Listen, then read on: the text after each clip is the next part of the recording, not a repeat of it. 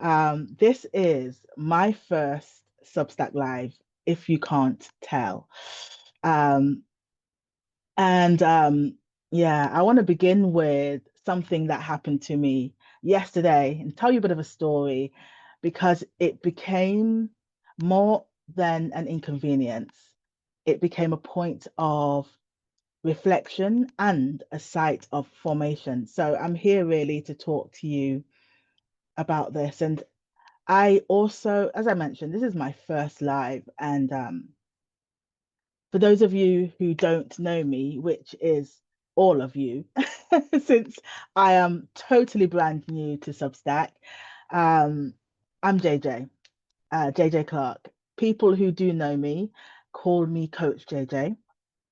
I'm a leadership formation and business coach, helping Christ-centered leaders to build, lead, and steward their assignments in the marketplace. I help leaders to discern what has shaped them, which is impacting their results and their success and their performance, to recognize the blind spots that are influencing how they lead and how they show up, and bring their identity, leadership, and business back under God's formation. That's what I do. And as I said, this was not planned. Actually, in my mind, I had planned for my first live to be on Thursday. I wanted to share a post and tell you about it and invite you and do this big thing. And even though I don't get much traction on my notes yet, I was still planning to go live anyway.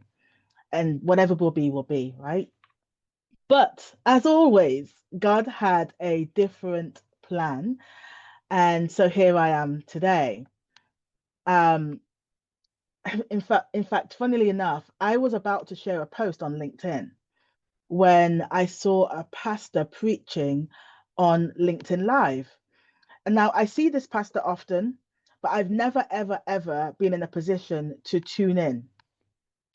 And today was the first day. Today I felt this nudge to click to listen and join him in his preaching. So I did. It was good. But while I was listening, I realized the nudge to listen wasn't because of the message. It was a nudge telling me to go and do a live, to recognize that this pastor was sharing his story and I was nudged to share mine because somebody else might get their nudge from this. So here I am. And it's a little nerve-wracking. I don't even know if you can hear me. But here I am. And I'm excited because I do want to start doing a weekly live feature. So maybe this is what's going to kick it off, right? Okay, so let me tell you my story. It's not my life story or anything like that. It's literally something that I'm in the middle of that started today or maybe a little bit before. As I tell you the story, maybe you will let me know if you think it started before. So, okay, let me first say that I would love for you to hang around if you can, um, in case you are the person who needed to hear this today. So, yesterday, my laptop broke. My MacBook broke. It might sound small, but let me explain the context. So, 4 months ago, I bought a brand new MacBook Pro, very powerful. I was so excited, spent a lot of money on this MacBook. After 6 weeks, it stopped working. And the timing of it was terrible for me because I was just about to start writing my dissertation proposal. So, yes, I am a master's student. I am currently doing a master's in practical theology and ministry, and I do a lot of focus on leadership as well because that's what I do, right? So I'm doing a master's right now, and actually I went back to school to do a 12-month, like 1 year master's, so it's full time. It's full on, and I'm at the end stage now. So I started at that point, and I was writing a few months ago. I started to write my dissertation proposal. Um, I was devastated that my laptop, my brand new MacBook that I absolutely loved, was broken. MacBooks aren't cheap. I was already under pressure with this deadline for submission getting closer and closer. And my laptop, my MacBook had broken. I had to send it off to be repaired. I managed to dig out my old 2019 MacBook. It was on its last legs, but it served me well. Okay. And so, I dug out this old MacBook and I started to do my work and I managed to submit it on time. All of that goes to say, yesterday, I'm on the same, new-ish MacBook, but yesterday, as I sat down to begin writing my final dissertation, the laptop stopped working again. This time, it's a different fault. This time, it was a screen issue, but it's the same disruption, right? To make the situation even more frustrating, my old trusty 2019 laptop died the very morning that I received the repaired one back, right?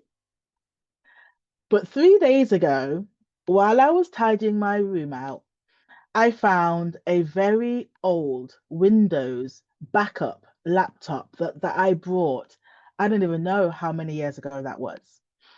So yesterday, when the newer laptop broke again, I had this strange mix of frustration, gratitude that I'd found this, old laptop, not even sure if it can work, and also suspicion. Let me just be transparent as well that I was furious. Okay.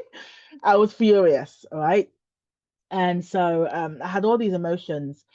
And honestly, I can remember my first thought was, Lord, what is going on? Right? My second thought was, this feels like an attack. This feels like an attack. Look at the timing of this. Because this dissertation isn't just something I'm doing for pleasure. Trust me.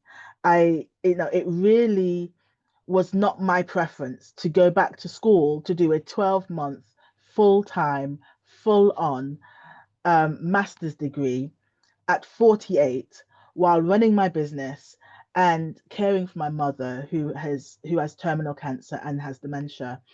This master's really is me being obedient. It's connected to my work. It's, my theological development, my leadership, and the assignment that I believe that God has been shaping me for and is shaping in me. So when this disruption keeps appearing around something that requires obedience, it's very easy to interpret the disruption as the main story, the attack, the main thing, right? But actually, as I was praying and processing, I actually realized that I don't believe the disruption is the main story. I think perhaps the formation is the main story. And so I guess the real question is what's being formed here, right? When something disruptive happens, the first question that many of us ask is, why is this happening, right? It's a very human response. I asked it, I ask it still. I'm still asking it in some ways, but I'm also learning that why is this happening is not always the most formative question. A more formative question is, what is this producing in me? And how am I allowing this to form me? Um, so yeah, that's what I've been thinking about as the more formative questions to ask. As a leadership formation coach, I spend a lot of time helping people to pay attention to what is being formed in them, especially at high pressure times in their leadership and in their lives. But the truth is, God isn't only forming the people that I coach, He's forming me in real time. to be the person that he's called me to be, right? Formation is lived in the day to day. It's always happening. Formation is always happening. It happens in the middle of inconvenience, in the middle of frustration, in the middle of deadlines, pressure, in the middle of your exhaustion, and in the middle of your obedience. And the more I learn, the more I realize, the more I realize how much there is to learn. But also, the more God forms in me and reveals to me, the more I have to give, right? The more I understand leadership formation, the more I recognize that God does not allow me to teach it from a distance. He makes me live it and pay close attention to it. And it's uncomfortable, but it's also the most faithful way to do this so that I can serve faithfully. So I want to talk a little bit more about the disruption, and also something that I heard. I don't know if you guys know Myron Golden. Let me know in the comments if you know Myron Golden. And something I learned from him, right, that stayed with me. Um, he says, disruption follows intention. And so that's something that, something that I taught, something that I thought about, something that I believe. Yes, I see this happening. I see it happening in the Bible. I see it happening in life. Disruption follows intention. And now I don't think that we should turn every disruption into a spiritual warfare narrative. That's not what I'm trying to say. Sometimes technology breaks because technology breaks, maybe. Sometimes health issues flare up because bodies are under pressure. I say that because the past couple of weeks, I've had health issues flare up. Sometimes life is difficult because we live in a fallen world. But there are biblical patterns that are worth paying attention to. And there is often a gap between intention and fulfillment. And that gap is frequently marked by tension. Tension, right? So think about the pattern.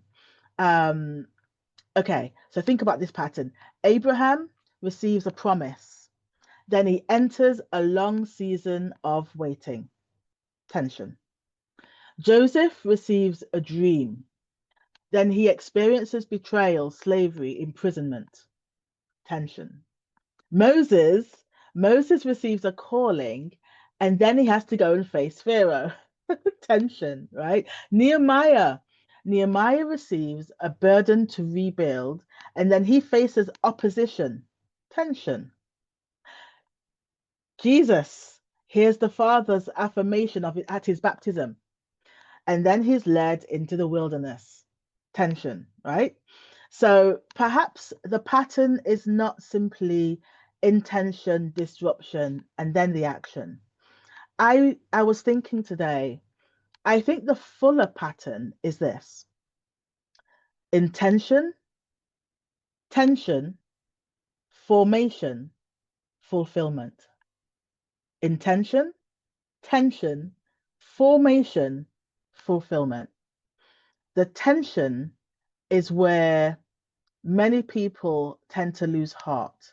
It's where we hear the voice in our head telling us, you're not cut out for this, and all of the negative stuff, right?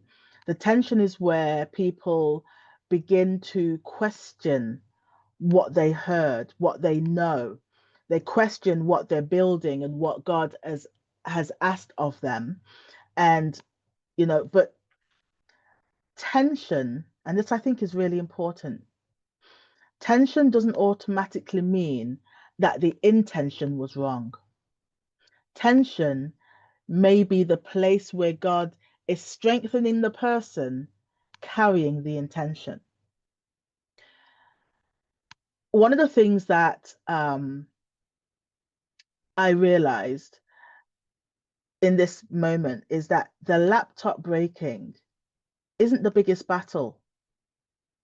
The interpretation of the laptop breaking is the bigger battle, because when disruption happens, it usually arrives with the narrative, right? Remember I said about the voices? So the laptop breaks and the thought becomes, you're not going to finish this. You're not going to finish this in time, right? The panic ensues, right? The health flare comes up, right? The health issues flare, and the thought comes, this is too much for you. You can't manage this. It's too much right now. And then the deadline starts to get tighter, and then the thought is, you're being blocked by something. You're under attack. You're being blocked. And then the pressure just increases, and then the thought becomes, maybe you should just stop. Maybe you should stop here. And this is often where the battle takes place. So it's not always the event itself, it's in the meaning that we assign to the event. If I interpret disruption as defeat, I will start surrendering internally before anything has actually stopped me externally. Do you see that? If I interpret, if you interpret, if we interpret disruption as defeat, we will start surrendering internally before anything has actually stopped us externally. And that is where our discernment is really important, because spiritual warfare is not always the proven by the obstacle itself.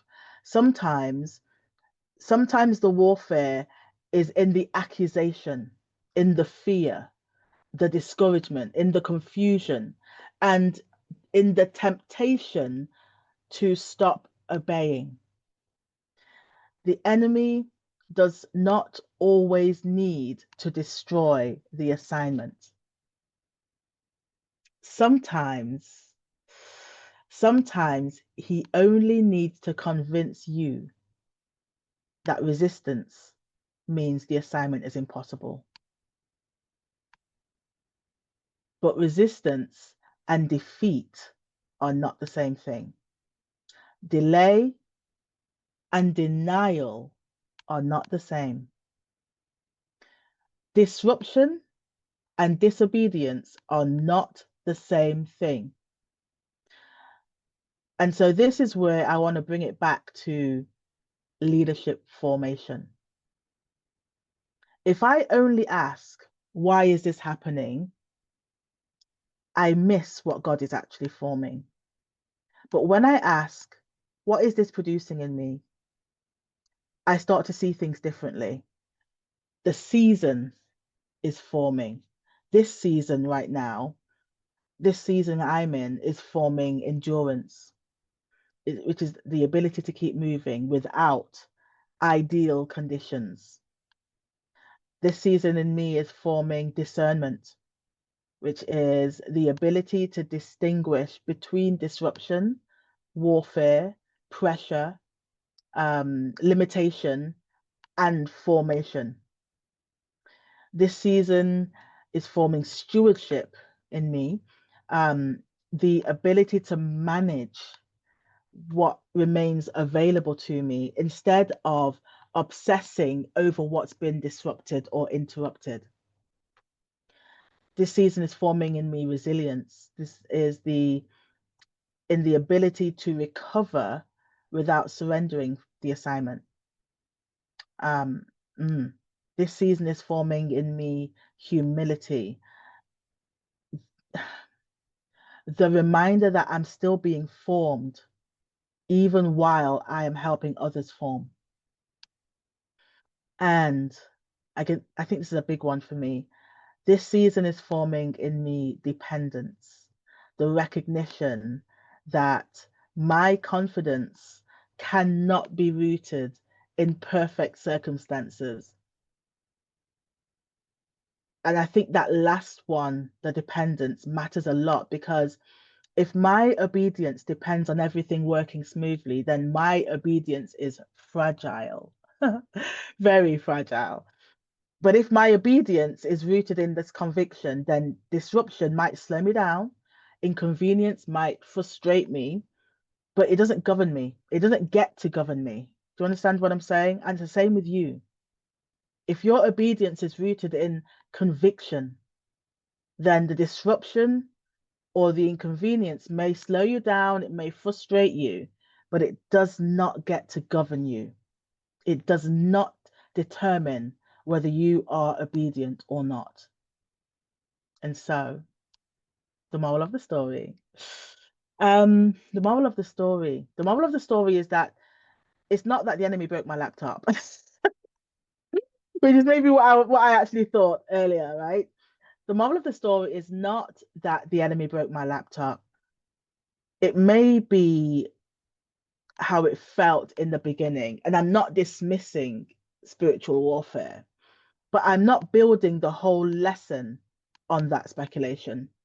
The moral of the story is this: disruption cannot be allowed to prohibit obedience. That's the moral of the story. Disruption cannot be allowed to prohibit obedience. And deeper than that,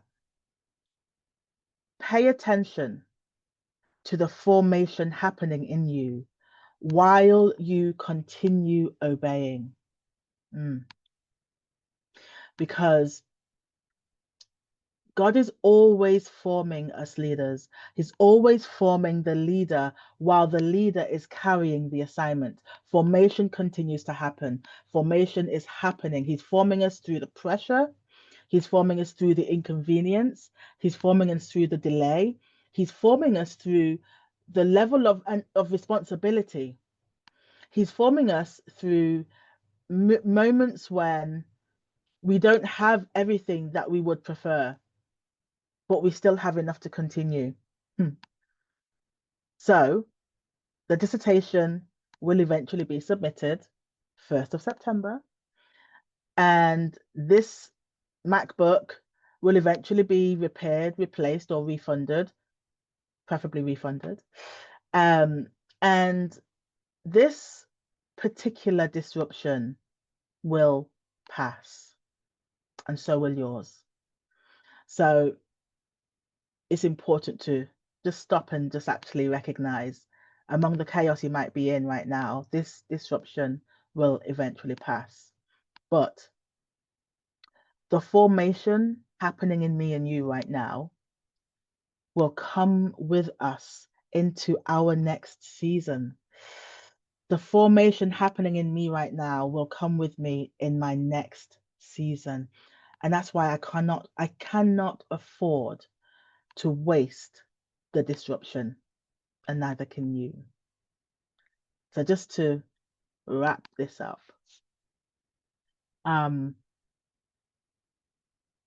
yeah, if you are facing disruption around something that you genuinely believe God has called you to do, I want to leave you with a few questions.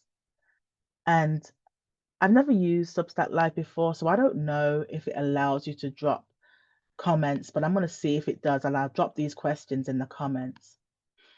And the questions are: has this disruption changed what God has asked you to do? Another question: are you interpreting resistance as defeat or tension as defeat? Question: what is being formed in you through this pressure? Ooh, another question for you. What remains available for you to steward? What's in your capacity? What's in your hands? What remains available for you to steward? And what does obedience look like with the resources that you do have? What does obedience look like with the resources that you do still have? Okay, I'm going to leave you with that and say thank you for listening. Thank you for being here with me today. My name is Coach JJ, the Marketplace Theologian. And wow, what a pleasure it is to go live and speak with you guys today. Thank you.